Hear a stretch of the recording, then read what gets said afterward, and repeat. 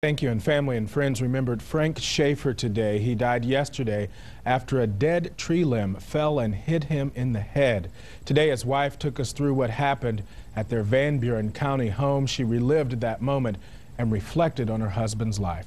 She talked to 24 Hour News 8's Ryan Takeo, who joins us now live in studio. Ryan? Mark, good evening. Frank Schaefer was no novice when it came to using a chainsaw. From clearing trees to after he was done, he carved those bears for fun. Yesterday, he was doing what he loved, so he can spend more time with whom he loved.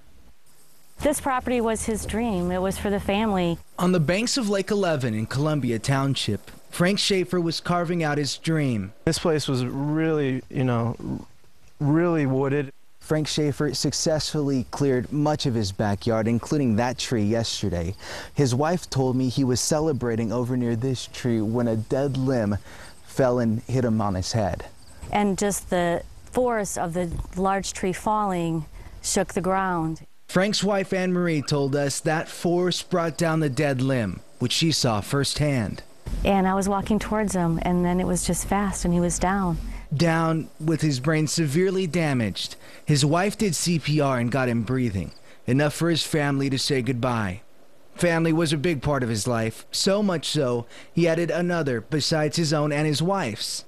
He gave me the gift of the third family with the young men from the fraternity. Schaefer, in his early 40s, went back to Ferris State to finish his degree and wanted back in his old fraternity. I laughed. I said, really? We weren't sure about having a guy come back. But the super senior made it work through hard work of his own. He was a friend, a brother, and most importantly, a role model.